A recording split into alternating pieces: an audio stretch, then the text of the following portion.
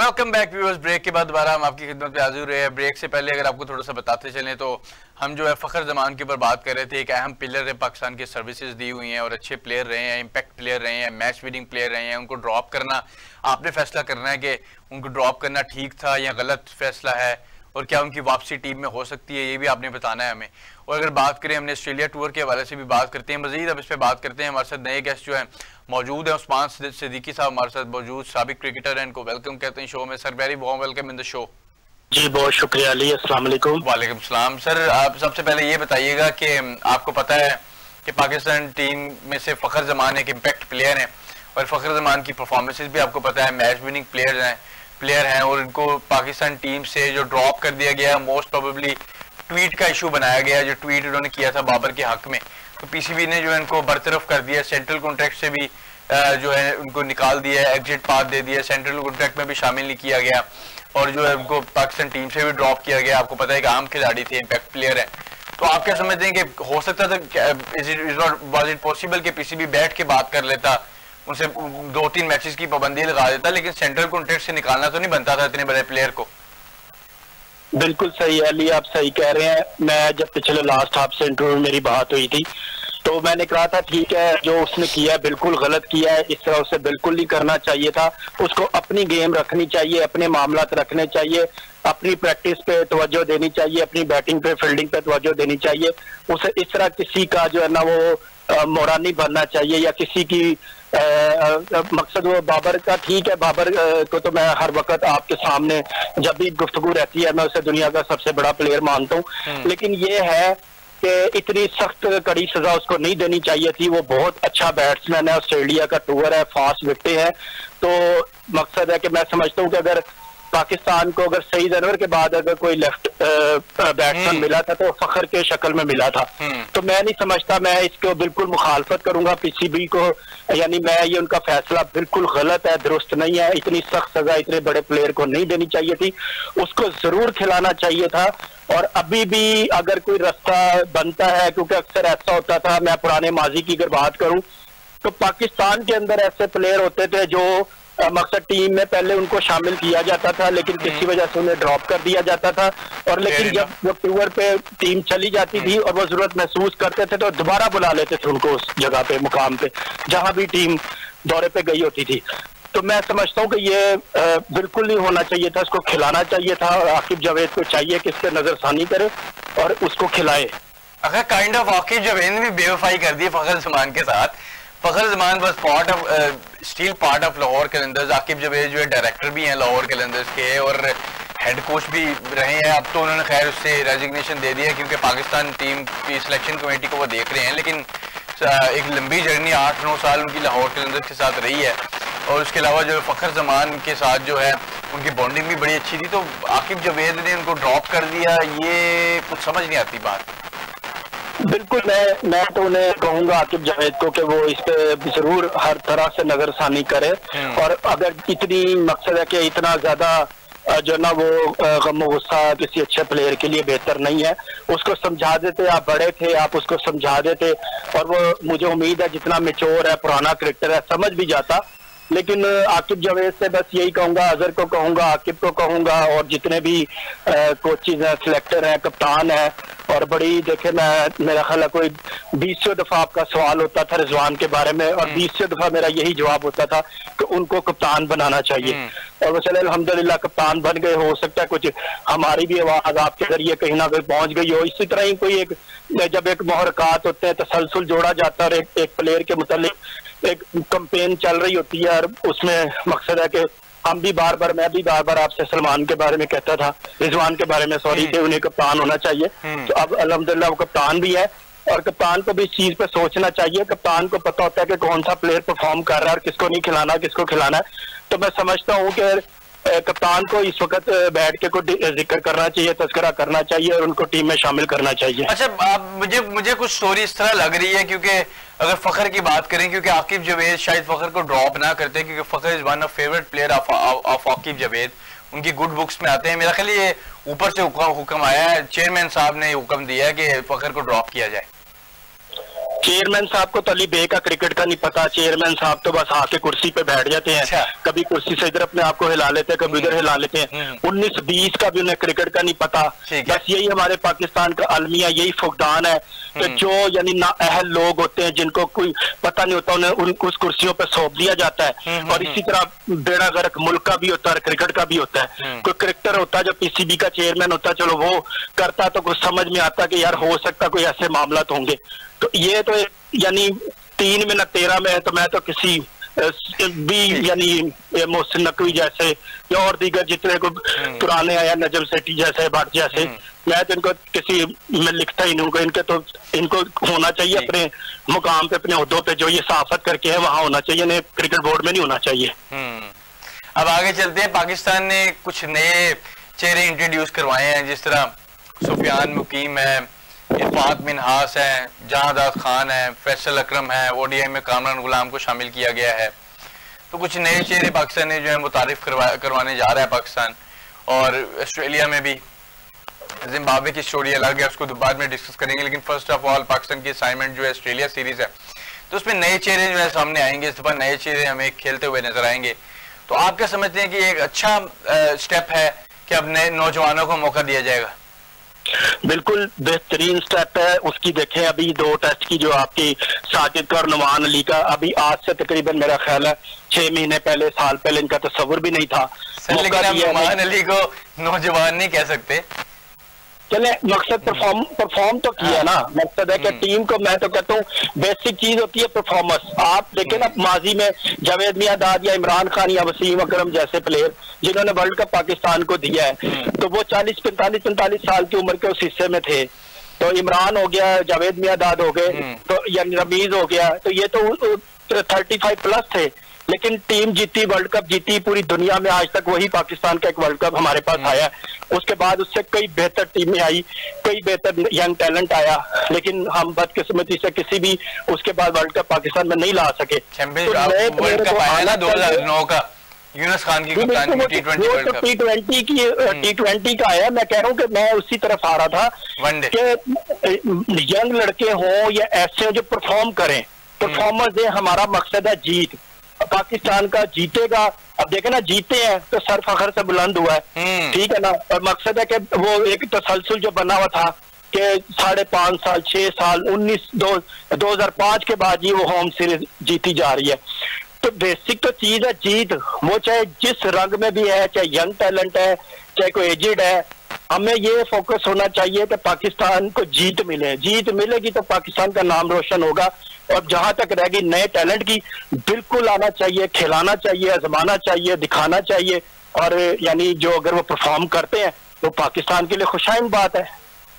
ठीक है। और आगे अगर चले फिटनेस के हवाले से बात करें, तो आप क्या समझते हैं, क्योंकि अभी करंटली आपने जो है पाकिस्तान के प्लेयर्स को खेलते हुए देखा है अगेंस्ट इंग्लैंड, और आपको पता है कि होम सोइल पे हम टेस्ट सीरीज जीते भी हैं, 2-1 से सीरीज जीते। पाकिस्तान ने हमारा सर फखर से बुलंद किया है। और आकिब जवेद का जो फार्मूला था वो भी काम आया, स्पिन विकेट्स बनाई और आपने वो मैचेस जीत लिए, 2 मैचेस जीत लिए, सीरीज आपके नाम हो गई। और अगर बात करें फिटनेस के हवाले से, तो आपको कुछ बेहतरी नजर आई है पाकिस्तान की टीम को? जब आपने मॉनिटर किया, आपने मैचेस भी देखे होंगे, कुछ बेहतरी नजर आई है पाकिस्तान की टीम में? फिट ज्यादा नजर आए हैं, कोई फील्डिंग बेहतर हुई है, कोई फिटनेस ज्यादा अच्छी नजर आई है? बिल्कुल नजर आई है। देखिए, मैं जब भी आपसे पिछली दफा भी जब बात हुई थी इंटरव्यू में, मैंने आकिब जावेद की आपसे तारीफ की थी। और मैं क्योंकि इन प्लेयरों के साथ खेल चुका हूँ, वसीम अकरम है, वकार यूनुस है, आकिब जावेद है, शुएब अख्तर है, इंजमाम है, या रमीज भाई है, सईद अनवर है, इन सब प्लेयरों के साथ मैं खेल चुका हूँ। और लातादाद दफा मैं खेला हूँ, 4-5 मैंने पाकिस्तान टीम के साथ कैंप किए हैं।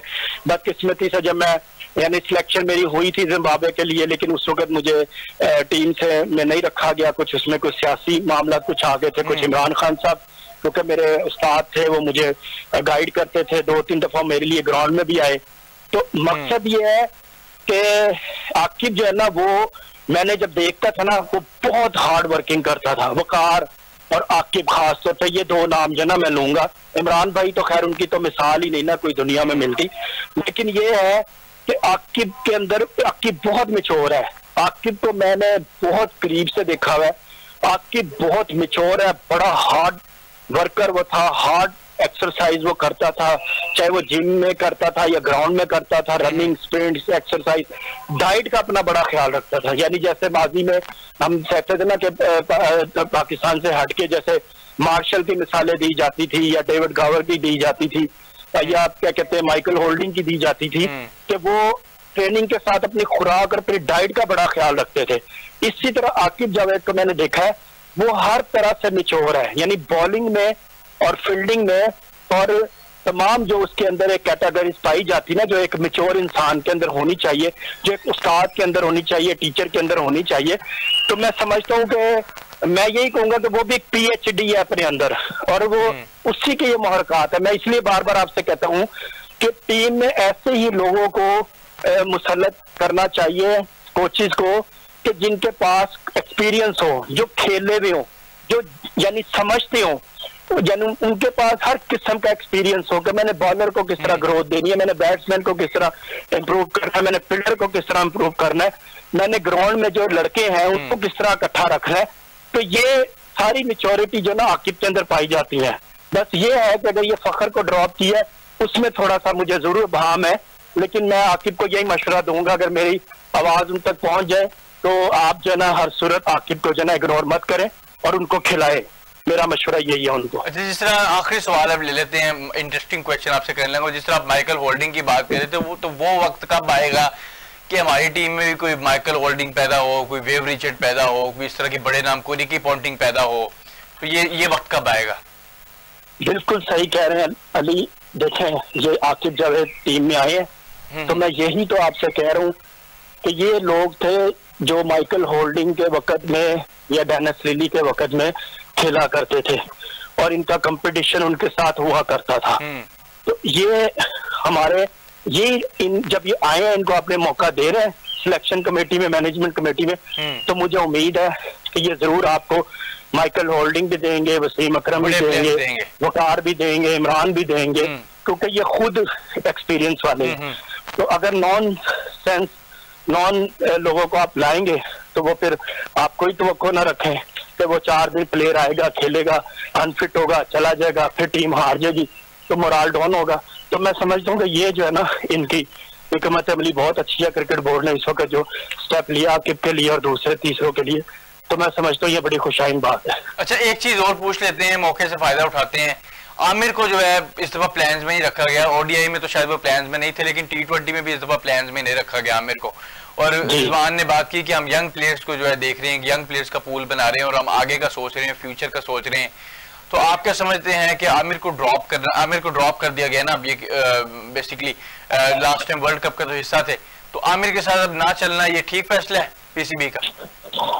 मेरे ख्याल में ना, जो ऑस्ट्रेलिया के विकेट ना, उधर आमिर को खिलाना चाहिए था, मेरी अपनी पर्सनल राय है। क्योंकि देखें, शाहिनशाह अफरीदी है या और जो लड़के जा रहे हैं, फास्ट बॉलर जो भी मकसद जा रहे हैं, तो आमिर को लेके जाना चाहिए था और कंडीशन के हिसाब से जो ना उसको मौका देना चाहिए था, क्योंकि ऑस्ट्रेलियन विकेट हैं। और मैंने अक्सर देखा है कि आमिर जब 2-3 अपने शुरू के ओवर करता है ना, तो जब वो बॉल अंदर लाता है तो वो इतनी तेजी से उसका बॉल अंदर आता है कि वो बैट्समैन जो ना उसको जज नहीं कर पाता।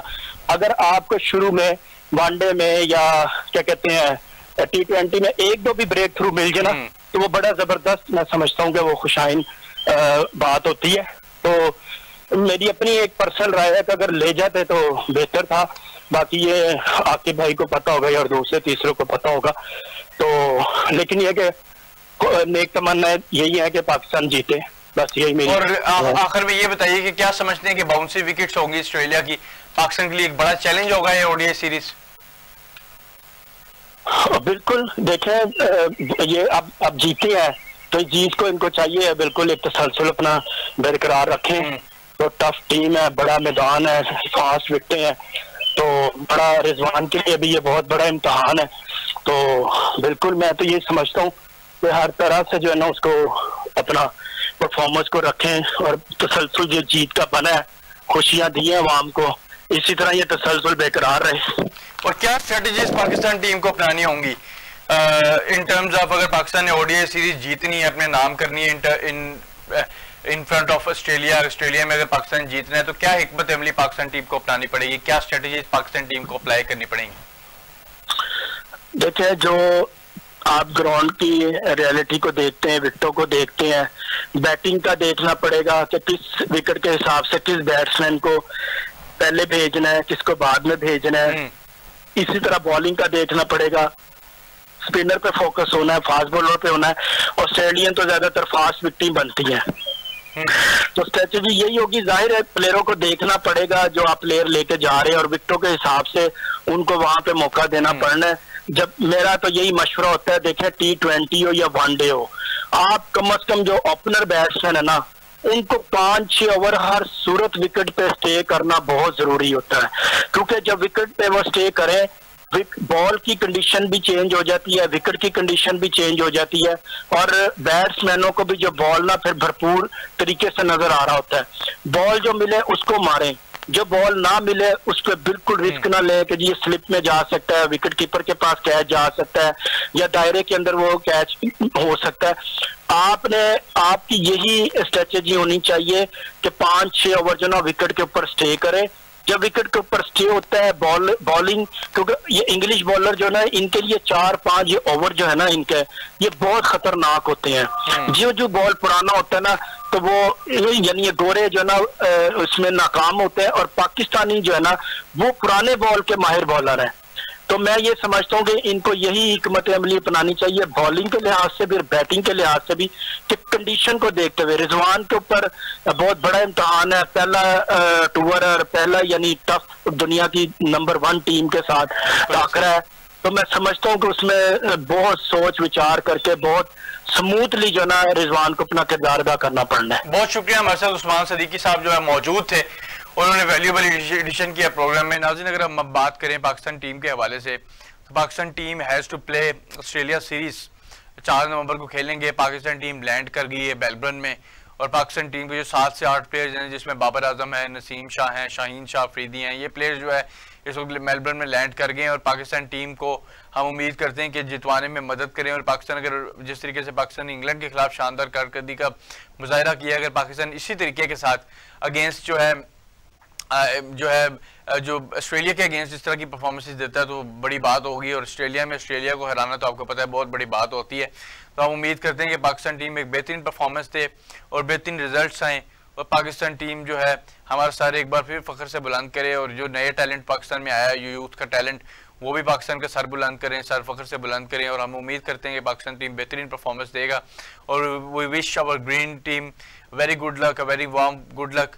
और हमें इसी के साथ अपने प्रोग्राम का इख्तिताम करना है। नए प्रोग्राम में नए गेस्ट के साथ दोबारा आपकी खिदमत में हाजिर होंगे। तब तक के लिए अपने मेज़बान अली अजमल को दीजिए इजाज़त। अल्लाह हाफिज़। पाकिस्तान जिंदाबाद।